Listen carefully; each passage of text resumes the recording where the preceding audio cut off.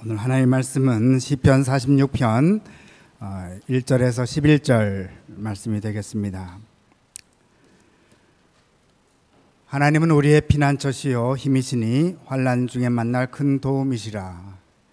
그러므로 땅이 변하든지 산이 흔들려 바다 가운데 빠지든지 바닷물이 솟아나고 뛰놀든지 그것이 넘침으로 산이 흔들릴지라도 우리는 두려워하지 아니하리로다. 셀라. 한 시내가 있어 나뉘어 흘러 하나님의 성 곧 지존하신 이의 성소를 기쁘게 하도다. 하나님이 그 성 중에 계심에 성이 흔들리지 아니할 것이라. 새벽에 하나님이 도우시리로다. 문나라가 떠들며 왕국이 흔들렸더니 그가 소리를 내심에 땅이 녹았도다. 만군의 여호와께서 우리와 함께 하시니 야곱의 하나님은 우리의 피난처시로다. 셀라. 와서 여호와의 행적을 볼지어다. 그가 땅을 황무지로 만드셨도다. 그가 땅끝까지 전쟁을 쉬게 하시며 활을 꺾고 창을 끊으며 수레를 불사르시는도다. 이르시기를 너희는 가만히 있어 내가 하나님 됨을 알지어다. 내가 문나라 중에서 높임을 받으리라. 내가 세계 중에서 높임을 받으리라 하시도다. 만군의 여호와께서 우리와 함께 하시니 야곱의 하나님은 우리의 피난처시로다. 셀라. 아멘.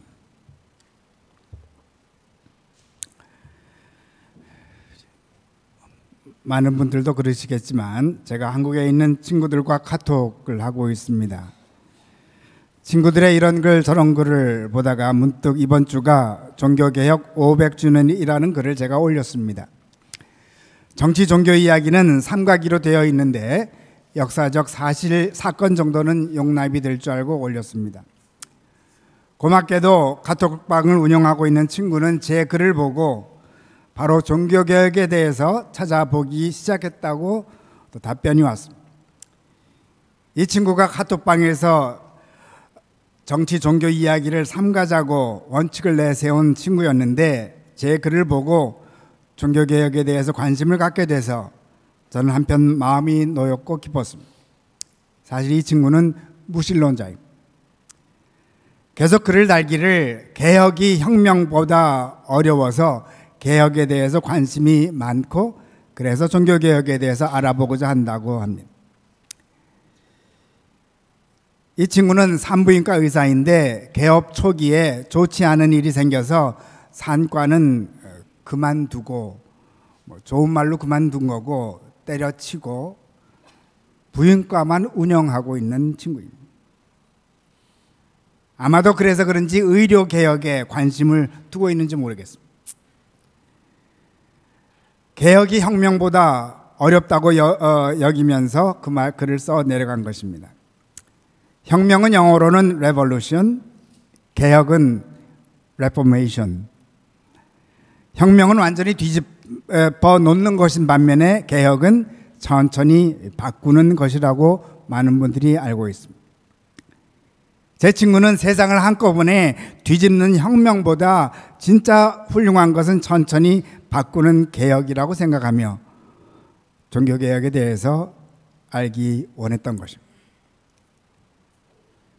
그러나 확실한 것은 마틴 루터가 처음부터 개혁을 생각한 것은 아닙니다. 그는 학자로서 95개 논제를 가지고 토론하자는 뜻에서 비텐베르크 성교회문에 게시한 것입니다. 결과적으로는 종교개혁의 불씨가 된 셈입니다.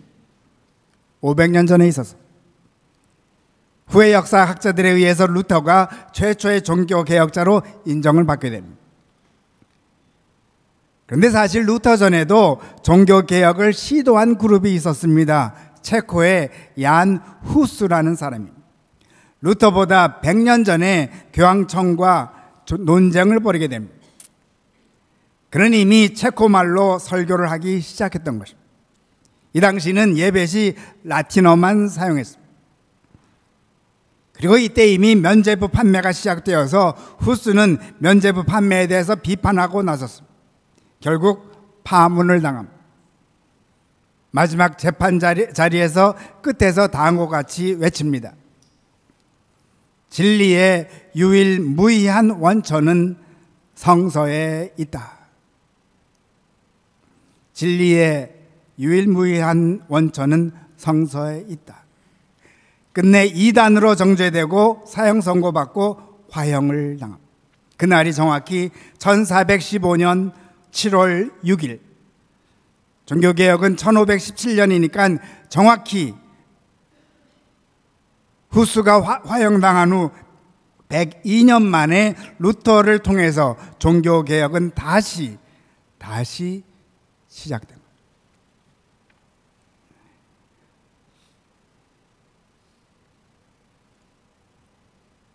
후스는 화형을 당했지만 반대로 루터는 목숨을 건졌을 뿐 아니라 루터란 교회를 세우게 되고 종교개혁자로 인정을 받았습니다. 가장 큰 이유를 학자들은 인쇄술의 발명이라고 생각합니다. 구텐베르그가 발명한 인쇄기를 가지고 루터의 사상이 많은 사람들에게 보급되었습니다. 교황청이 불을 끄려고 했지만 이미 끌 수가 없었습니다. 역사적으로는 이 인쇄기가 큰 역할을 한 건 사실입니다. 루터가 성경을 최초로 독일어로 번역을 했습니다. 그전에는 라틴어만 봤죠. 인쇄기로 인쇄를 해가지고 쉽게 평민들도 성경을 접할 수 있게 하였고, 이 일을 제일 먼저 시작한 사람이 마틴 루터. 그러면 한 가지 더 궁금한 생각이 듭니다. 인쇄기 등 정보 체제만 빨라진다면 개혁은 절로 일어나는가? 그런 것 같지 않습니다. 요즘은 그 어느 때보다도 인터넷도 발달되었고 SNS가 너무나 발달되어 있는데, 제 친구 같은 사람은 개혁에 대해서 왜 관심을 두고 있겠습니까? 인쇄나 정보통신을 넘어 다른 중요한 무엇이 있지 않을까요? 무엇일까요? 마틴 루터가 종교개혁을 성공할 수 있었던 가장 큰 이유가 무엇인지 살펴보면 실마리가 잡힐 줄로 압니다. 오늘 부른 첫 번째 찬송 585장은 마틴 루터가 작곡한 곳. 이 찬송은 종교개혁주일에 늘 불리워집니다. 내 주는 강한 성이요 방패와 병기 되시니 큰 환난에서 우리를 구하여 내시리로다. 옛 원수 마귀는 이때도 힘을 써 모략과 권세로 무기를 삼으니 천하에 누가 당하랴. 그런데 마틴 루터는 오늘 본문 말씀 시편 46편으로 영감을 받아서 585장을 작사한 것입니다. 그러므로 오늘 본문 말씀 안에 종교개혁을 시작할 수 있던 그 무엇인가가 담겨져 있습니다. 1절 말씀. 하나님은 우리의 피난처시요 힘이시니 환난 중에 만날 큰 도움이시라. 루터처럼 세상에서 큰 어려움 당한 사람도 드뭅니다. 그는 당시 가장 큰 권력을 손에 쥔 두 사람의 공격의 대상이 되었는데, 한 사람은 교황 레오 10세, 또 한 사람은 신성 로마 제국 황제 카를 5세였습니다. 교황에게는 파문을 당하고 카를 5세가 주관하는 포럼스 국회에서 재판을 받습니다. 이에 루터에게 큰 힘을 준 것이 바로 오늘 본문 말씀인 것입니다. 하나님은 우리의 피난처시요 힘이시니.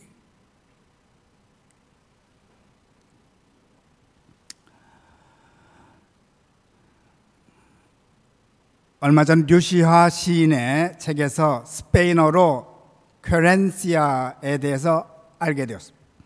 피난처라는 뜻입니다. 투장에서 투사와 싸우다가 소가 지치면은 자신이 정한 어느 장소로 가서 숨을 고르고 힘을 모은다고 합니다. 바로 그곳이 퀘렌시아. 물론 사람이 정해준 장소가 아닙니다. 소가 스스로 정합니다. 투가 진행되는 동안 소는 어디가 자신에게 가장 안전한 장소이며 숨을 고를 수 있는 자리인지를 살핍니다. 그리고는 그 장소를 쾌렌시아로 삼습니다. 두사가 소와의 싸움에서 이기려면 그 장소를 알아내어 소가 그곳으로 가지 못하게 막아야 합니다. 투를 이해하기 위해 수백 번 넘게 투장을 드나들었던 해밍웨이는 이렇게 글을 썼습니다. 쾌렌시아에 있을 때 소는 말할 수 없이 강해져서 쓰러뜨리는 것이 불가능하다. 말할 수 없이 강해져서 쓰러뜨리는 것이 불가능하다.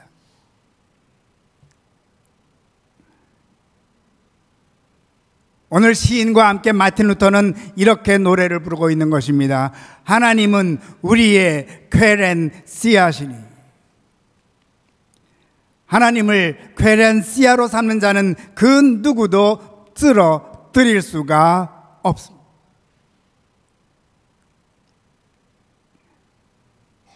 그 쾌렌시아는 어떤 곳일까요? 4, 5절 말씀. 한 시내가 있어 나뉘어 흘러 하나님의 성 곧 지존하신 이의 성소를 기쁘게 하도다. 하나님이 그 성 중에 계심에 성이 흔들리지 아니할 것이라. 새벽에 하나님이 도우시리로다. 시내가 흐른다는 것은 생명의 물이 흐른다는 것입니다. 쾌렌시아에서 새롭게 힘을 얻게 됩니다. 마치 소들이 쾌렌시아에서 새롭게 힘을 모으듯이 말입니다. 그뿐 아닙니다. 피난처 쾌렌시아에서는 또 어떤 일이 벌어지나요? 6절 말씀입니다. 문나라가 떠들며 왕국이 흔들렸더니 그가 소리를 내심에 땅이 녹았도다. 말씀드린 대로 마틴 루터 시절에도 문나라가 떠들곤 했습니다. 그러나 루터는 세상에서 지치다가 피난처에 들어가서는 하나님의 소리를 듣습니다. 땅이 녹는 것을 봅니다. 그 땅은 바로 자기를 치러 달려오는 교황과 황제의 세력들이 서 있는 땅입니다. 그 땅이 언젠가 녹아 없어지는 것을 봅니다. 어디에서? 피난처에서, 쾌렌시아에서. 그래서 루터는 찬양합니다. 7절 말씀. 만군의 여호와께서 우리와 함께 하시니 야곱의 하나님은 우리의 피난처시로다. 계속 여호와를 피난처로 삼는 시인은 노래합니다. 8, 9절 말씀. 와서 여호와의 행적을 볼지어다. 그가 땅을 황무지로 만드셨도다. 그가 땅끝까지 전쟁을 쉬게 하시며 활을 꺾고 창을 끊으며 수레를 불사르시는도다.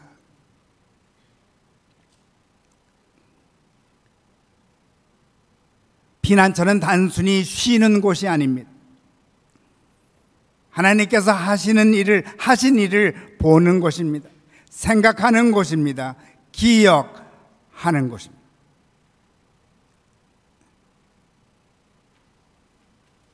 어느 유대교 랍비가 다음과 같은 멋진 글을 썼습니다.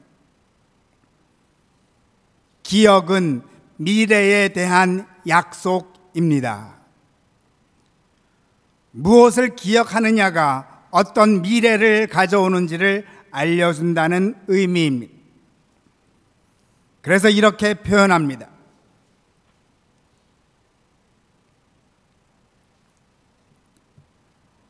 Tell me what you remember, and I shall tell you who you will be.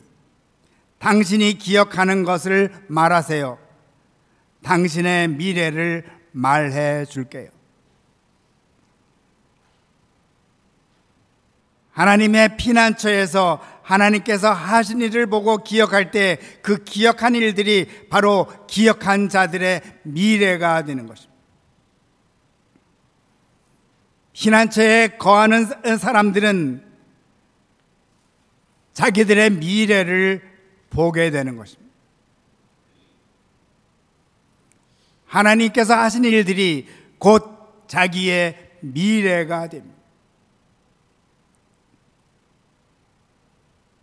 그 기억한 것들이 금방 미래가 될까요? 10절 말씀.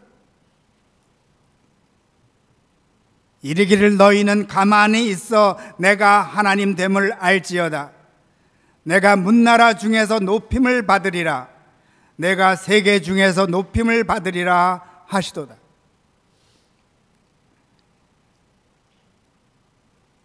피난처에서는 때로는 기다림이 필요합니다. 가만히 있어야 합니다. 그때 하나님의 음성이 들려옵니다. 내가 하나님 됨을 알지어다. 내가 문나라 중에서 높임을 받으리라. 피난처에서 하나님께서 하신 일들을 기억하며 가만히 기다리는 자들은 이 놀라운 음성을 듣는 것입니다. 아울러 이 하나님의 음성을 듣는 자들은 하나님께 화답합니다. 11절 말씀. 만군의 여호와께서 우리와 함께 하시니 야곱의 하나님은 우리의 피난처시로다.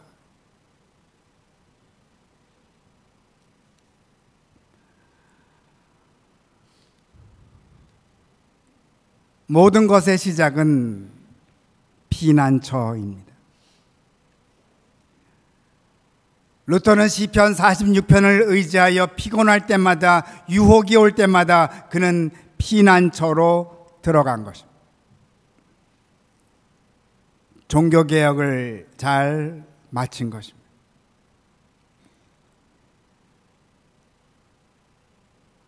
마틴 루터를 괴롭혔던 것 중에 하나는 말씀드린 대로 세상 권력이죠. 루터가 보름스 국회에 섰었을 때 이틀 연속 서게 됩니다. 이틀 있었던 일들을 어느 학자는 기록을 했는데 그것을 그대로 제가 인용해 드리겠습니다. 신문관이 쩌렁거리는 소리로 말했다. 마틴 루터, 폐하께서는 그대의 이름이 들어있고 해외로 널리 유포된 책들을 모두 이곳으로 가져오라고 명령하셨다. 나는 독일어로 쓴 것이든 라틴어로 쓴 것이든 이 모든 책들을 참고하겠다. 이 책들을 그대가 쓴 것이 맞는가? 루터는 갑자기 용기를 잃고 자신감을 잃습니다. 조용히 대답합니다. 그 책들은 제가 쓴 것이 맞습니다. 그것 말고도 더 있습니다. 식은땀을 흘립니다. 루터를 응원하러 온 사람들은 크게 실망합니다. 그 다음날 다시 계속 인용해 드립니다. 심판관인 에크 박사가 주요 쟁점을 다시 물었다. 그대의 저작물이 담고 있는 모든 내용에 대해 변론할 준비가 되어 있는가? 아니면 그 내용을 전부 또는 일부 철회하기를 바라는가? 루터는 당당하게 말했다. 네, 그렇습니다. 저는 로마 교황에 반대하는 글을 썼습니다. 그리스도교 세계를 도탄에 빠뜨리고 사람들의 영혼을 망칠 잘못된 교리와 난잡하고 수치스러운 행위들을 비난했습니다. 그리고는 사람들을 향하여 되묻습니다. 교황이 내세우는 율법과 사람에 대한 교리가 성실한 신자들의 양심에 거리낄 뿐 아니라 옴짝달싹 못하게 고통을 주시는 것이 확실치 않던가요? 겁에 질린 황제가 소리칩니다. 그렇지 않다. 두 번째 날은 당당했습니다. 왜 루터가 하루 만에 달라졌나요? 피난처에 들어갔던 것입니다. 그는 노래했던 것입니다. 내 힘만 의지할 때는 패할 수밖에 없도다. 힘있는 장수 나와서 날 대신하여 싸우네.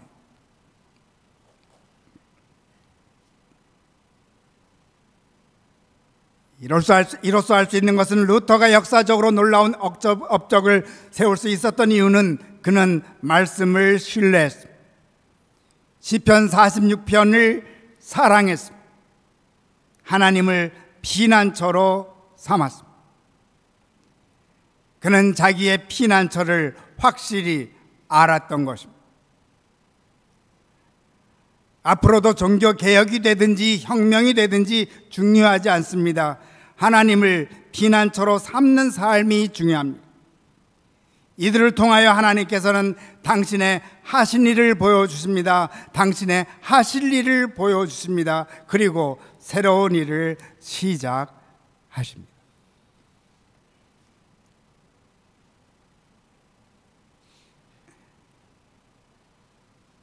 그러면 이 피난처가 되시는 하나님은 어디에 계실까요? 마틴 루터에게 확실한 것은 가톨릭 성당은 아니었습니다. 그의 피난처는 놀랍게도 예상치 못한 곳에 있었습니다. 언젠가 말씀드린 대로 루터에게는 디모데와 같은 인물이 있었다 하였는데 멜라 히토님, 그에게 무심코 쓴 편지가 많은 논란도 불어왔으며 그러나 새롭게 루터를 보게 합니다. 다음과 같습니다. 죄를 짓게, 담대하게 죄를 짓게. 좀 이상하죠? 계속 들으시기 바랍니다.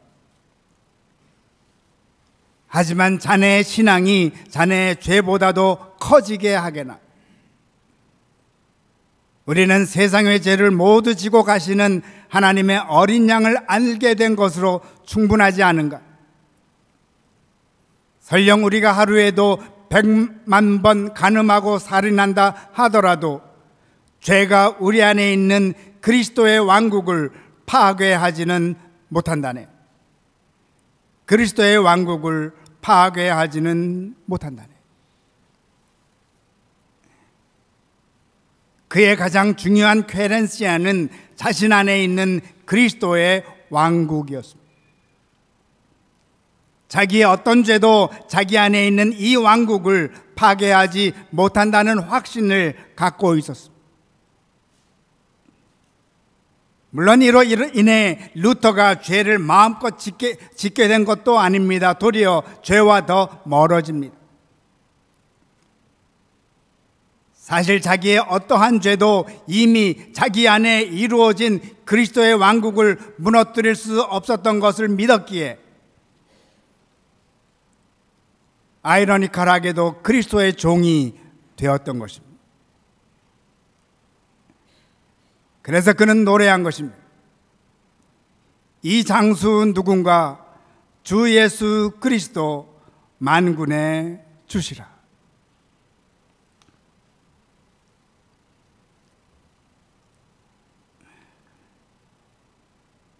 그러면 루터는 자기에게만 어떤 죄도 이길 수 없는 그리스도의 왕국을 소유하고 있다고 생각했을까요? 그럴 리 없습니다. 만인제사장서를 만든 사람이 그럴 리가 없습니다. 자기 안에 위대한 그리스도의 왕국이 세워진 것을 믿는 자들은 예수를 믿는 다른 모든 자들 안에도 이 위대한 왕국이 세워진 것을 믿게 되어 있습니다. 이때 참 종교개혁은 시작되는 것입니다.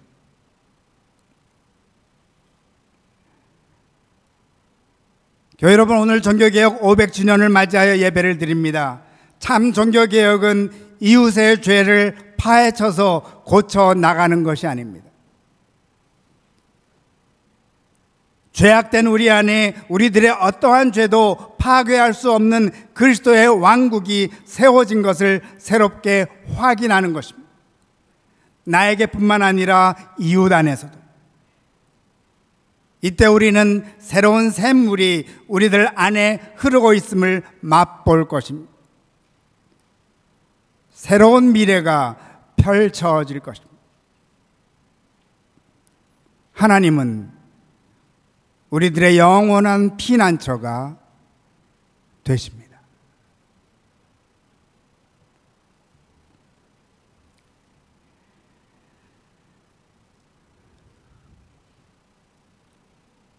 말씀을 거둡니다. 장로교에서는 칼빈이 시작한 스위스 제네바 종교개혁을 빠뜨릴 수가 없습니다. 스크린을 한번 보시면은 4명의 동상이 나오는데 4명 중에 두 번째 앞으로 조금 나와 있는 사람이 캘빈입니다. 왼쪽부터 파렐, 칼빈, 베스, 존 낙스, 이렇게 4명이 제네바 종교개혁을 이루었습니다.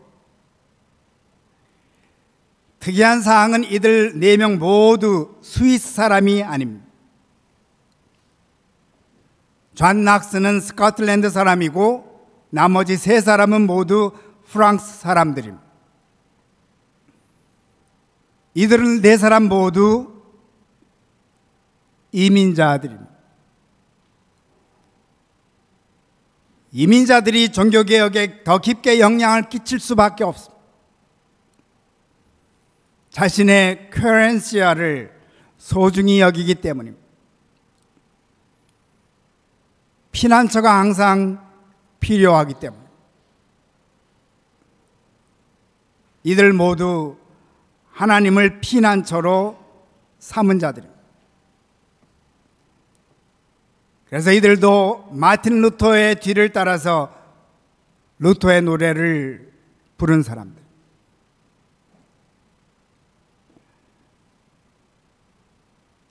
어제도 아주 뜻깊은 자선음악회를 가졌습니다.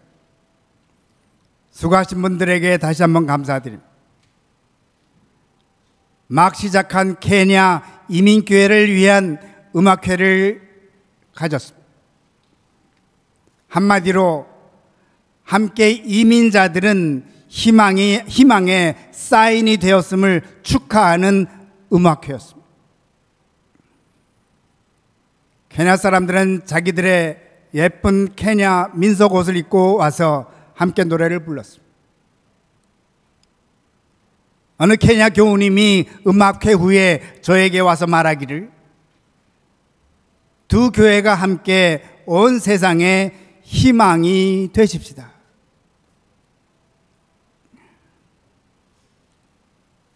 우리는 희망의 사인이 될 수 있습니다. 하나님을 피난처로 삼을 때, 그리고 우리는 함께 노래하는 것입니다. 하나님은 우리의 피난처시요 힘이시니 환난 중에 만날 큰 도움이시라. 아멘.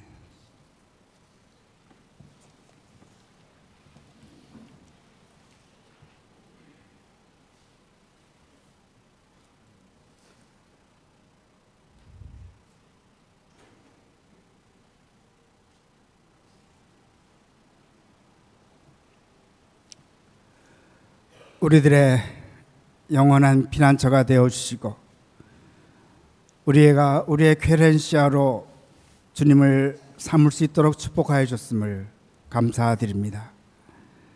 주님 안에서 우리는 새로운 힘을 얻고 주님께서 하셨던 옛날 이야기를 들으며 그 옛날 이야기가 이제는 우리들과 더불어 이어지는 미래의 이야기가 됨을 느끼게 도와주시오니 감사드립니다.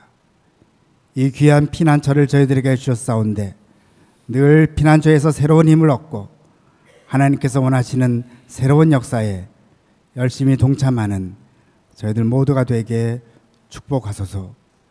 예수 그리스도 이름 받들고 기도드리옵나이다. 아멘.